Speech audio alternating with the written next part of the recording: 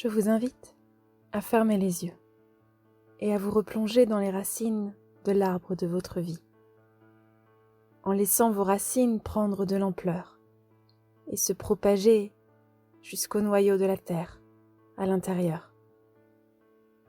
Durant ce moment hors du temps, vous allez pouvoir vous reconnecter à la terre-mère, mais aussi à l'enfant en vous, à cet enfant qui sentait la pluie tomber sur ses cheveux, qui sautait dans les flaques d'eau en riant aux éclats, qui laissait le soleil caresser son visage, en imaginant dans le ciel de nouvelles histoires se dessiner. Cet enfant qui n'avait pas peur de tomber malade et qui, naturellement, savait s'écouter. Je vous propose de vous reconnecter à votre pleine essence, de revenir à cet état modifié de conscience que vous pouvez vous-même induire. Vous reconnecter à cette énergie de l'humilité, cette humilité qui vous amène à lâcher prise et à faire confiance en la vie. Cette humilité dans laquelle vous pouvez vous réfugier et vous abandonner, en sachant que la vie sait toujours ce qu'il y a de mieux pour vous. Et là, dans cet agenouillement intérieur, vous allez pouvoir mieux vous reconnecter à votre cœur, en laissant votre inconscient se reconnecter aux lois du vivant, en laissant votre inconscient se laisser porter hors du temps. Ce temps qui défile à toute vitesse quand on veut le contrôler, mais qui n'a plus lieu d'exister si nous vivons pleinement au rythme des saisons, au rythme de la vie elle-même. À travers cette séance, votre inconscient va pouvoir se reconnecter à sa force intérieure et à son pouvoir d'auto-guérison. À travers mes mots, vous allez pouvoir voyager dans un monde qui finalement est le vôtre, parce que chacun va pouvoir imaginer ce dont il a envie, avec ses propres filtres, ses propres lunettes, avec son propre prisme sur la vie.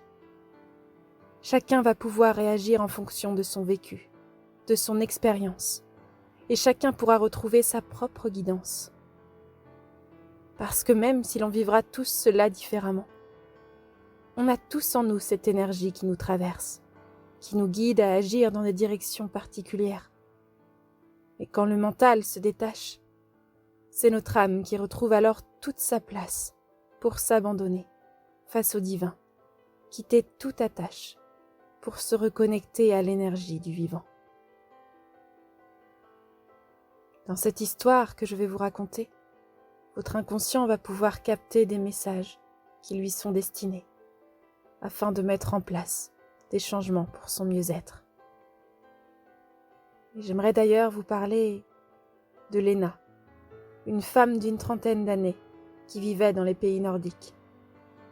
Elle était couturière et elle travaillait d'arrache-pied depuis si longtemps qu'elle ne prenait même plus le temps de poser son regard sur le paysage qui s'offrait à elle depuis sa fenêtre, qui laissait entrevoir la magnifique chaîne de montagnes des Alpes scandinaves. Léna travaillait du matin au soir pour pouvoir coudre et créer toujours plus de vêtements en mohair. Depuis toute petite, elle avait vu ses parents élever des chèvres angora pour leur mohair et elle avait continué dans leur voie, en multipliant les ventes de vêtements, grâce aux réseaux sociaux qui l'avaient aidée à se faire développer, elle qui vivait dans un endroit qu'elle trouvait souvent trop reculé. Léna mettait son réveil à 5 heures. À 5h30, elle était déjà dans son atelier, et elle travaillait sans prendre le temps de s'arrêter pour respirer.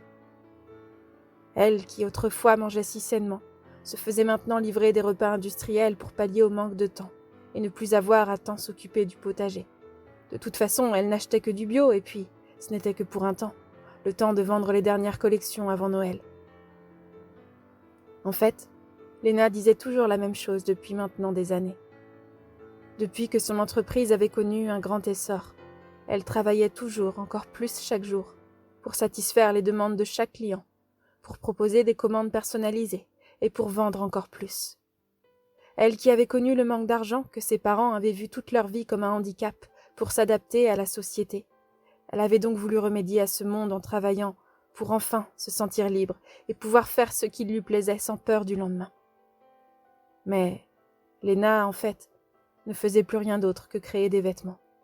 Elle ne voyait presque plus la lumière du soleil, et elle commençait à sentir un stress perpétuel se loger dans son ventre, dans son dos, mais aussi dans son esprit.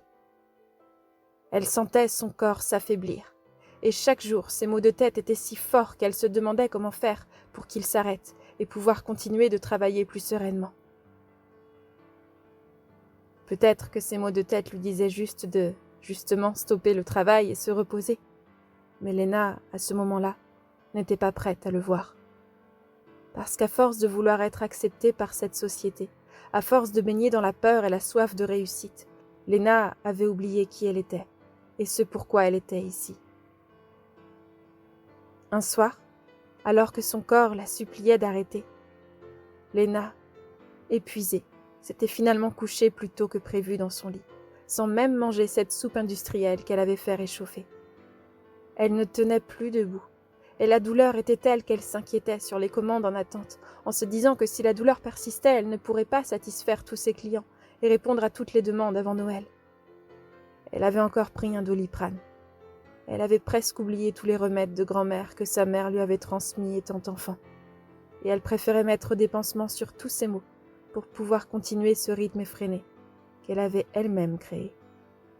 Mais jusqu'où allait-elle aller ? Elle finit finalement par s'endormir, et elle entendit alors cette voix et cette présence se rapprocher près d'elle, là, entre le rêve et la réalité. C'était l'amie chamane de sa mère, Eutalia, qui revenait lui rendre visite. « Léna, te rappelles-tu de moi ?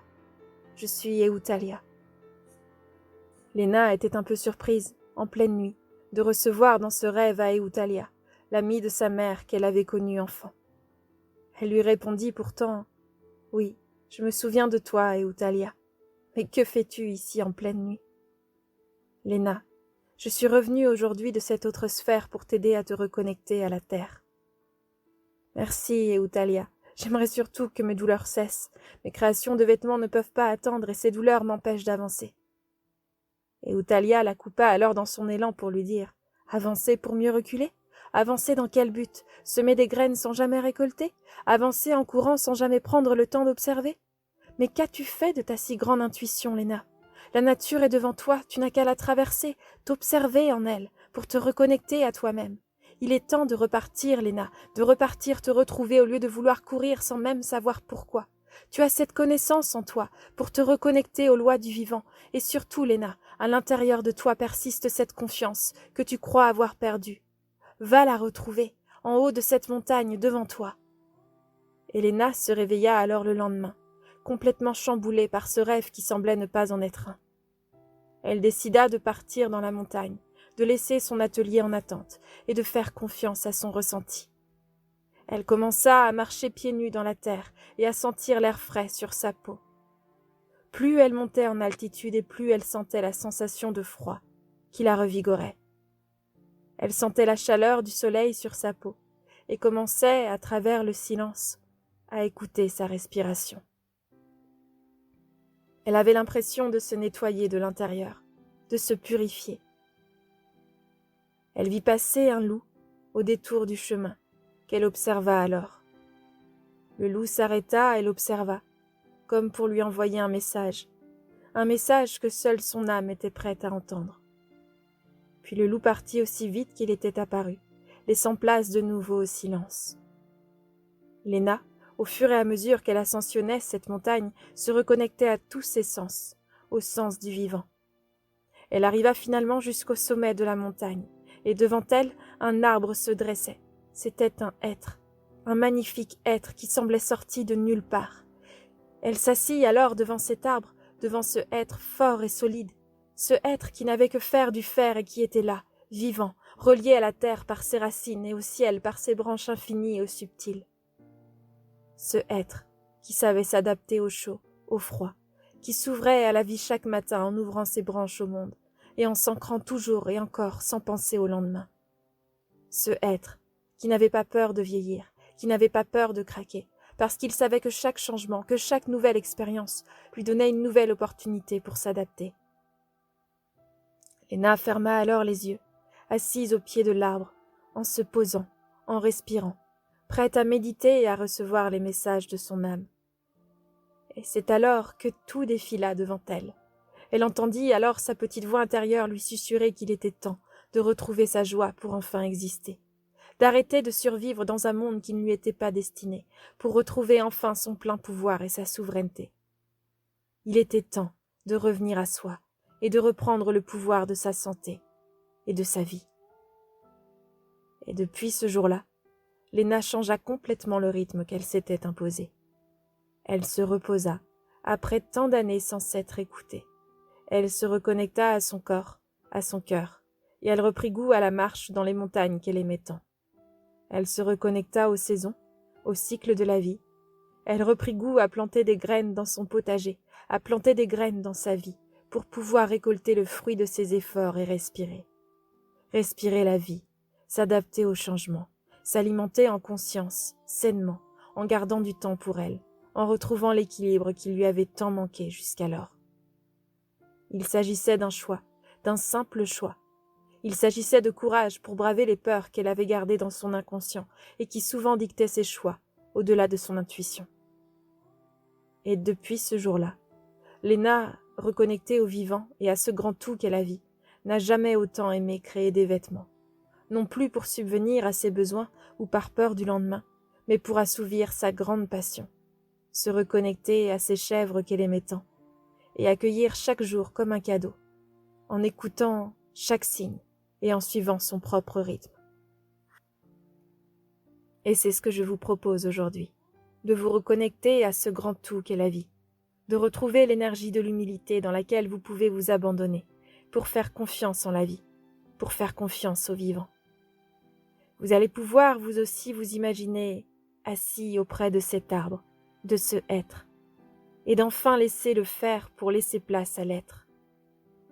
Et vous pouvez sentir que vous vous reconnectez à la terre, à cette magie de la vie, et vous sentez votre tête s'ouvrir au ciel et à toute la grandeur de la vie qui vous entoure, de la vie dont vous faites partie. Et en vous reconnectant au vivant, vous allez pouvoir mieux écouter vos limites et augmenter votre capacité adaptative en vous surpassant, tout en étant à l'écoute de votre être.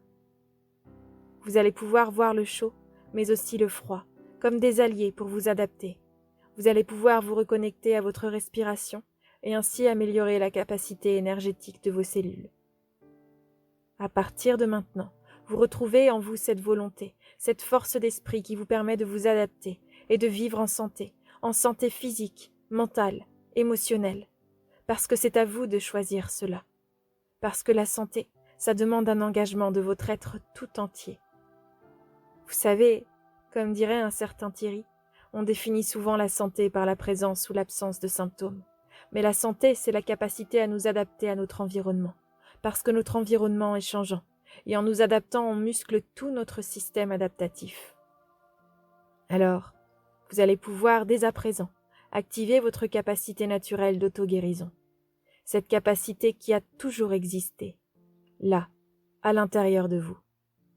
Vous allez pouvoir imaginer votre corps en demandant à votre inconscient de scanner chaque parcelle de ce corps, comme si dans un mouvement de va-et-vient, vous pouviez cartographier cette information.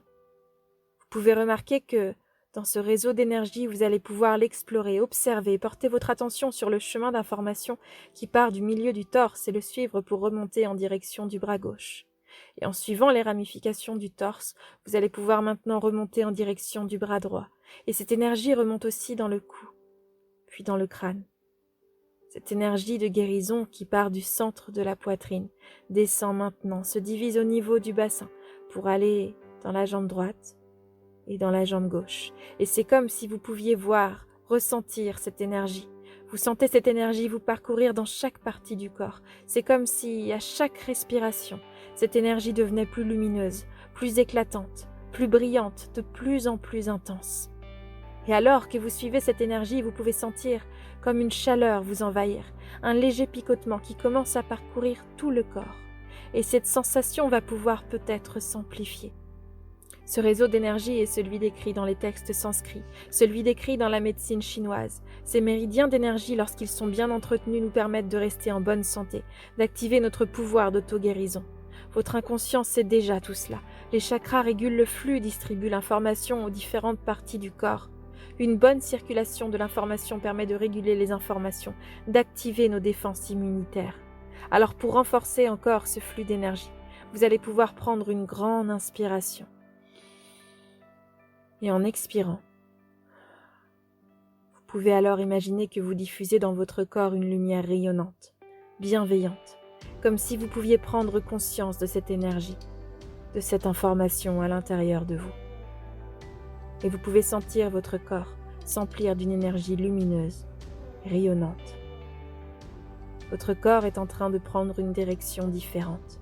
La partie de vous qui a maintenu l'inconfort, la douleur, la souffrance, le mal-être, la partie de vous qui fait que cela ne guérit pas aussi facilement que cela aurait pu. Peut-être que cette partie de vous a eu ses raisons jusqu'à maintenant, mais c'est comme si votre inconscient, en ce moment même, pouvait dépasser cela et aider le corps à faire ce qu'il a à faire, qu'il s'agisse d'agir sur le corps physique, mental, émotionnel et même spirituel. Votre inconscient comprend tous les messages, tout ce que votre corps voulait lui dire. Votre inconscient met en place des changements pour passer à un autre fonctionnement, pour se reconnecter à son pouvoir d'auto-guérison. Et grâce à votre capacité d'introspection, vous pourrez retrouver la possibilité de vous reconnecter à votre intérieur, de vous reconnecter à ce pouvoir d'auto-guérison. Et vous pouvez sentir ce pouvoir à l'intérieur de vous qui est là. Votre inconscient a directement influencé sur vos cellules, sur votre ADN, sur les mots physiques et émotionnels. Et dans cette confiance absolue, vous sentez que tout peut redémarrer, que la vie n'attend pas de réponse de votre part. Elle attend juste d'être vécue. Vous allez pouvoir sentir que cette vie est en train de circuler en vous, cette puissance de vie que vous avez gardée à l'intérieur de vous-même. Votre inconscient a compris qu'il est important de connaître vos besoins, de les respecter, au-delà de tout le rythme effréné de la société, de l'extérieur. Vous allez pouvoir reprendre votre propre rythme, vous déconnecter du trop-plein de technologie pour vous reconnecter à la vie, pour vous reconnecter au vivant. En vivant plus lentement, en cessant de vouloir aller trop vite, en vous reconnectant à l'humilité de la vie, en respectant les cycles de la nature, en vous ancrant dans le réel, en faisant vos choix en conscience, en vous positionnant individuellement pour arrêter cette course contre la montre sans aucun but, et pour enfin vous reconnecter à votre être et respirer, prendre le temps de vivre. À partir de maintenant, vous pouvez revenir à l'essentiel, en étant responsable et acteur de votre propre vie, en faisant confiance à la vie, en respectant cette vie, en vous laissant guider par vos rêves et par ce qui vous fait vraiment vibrer, au-delà du jugement et de ce que pourront en penser les autres. À partir d'aujourd'hui, vous vous reconnectez au vivant, vous vous reconnectez à l'amour. L'amour pour vous-même, mais aussi pour les autres. L'amour pour tout le vivant. L'amour de la vie. Et petit à petit, vous allez sentir ces racines revenir depuis le noyau de la terre jusqu'à vos pieds. Vous allez pouvoir sentir votre tête revenir du ciel, se poser. Vous allez pouvoir sentir votre être tout entier, connecté à votre cœur et à la vie. Et vous allez pouvoir sentir petit à petit votre corps se désengourdir. Et quand vous le souhaiterez, à votre rythme, vous pourrez revenir ici et maintenant, au moment présent, et rouvrir les yeux.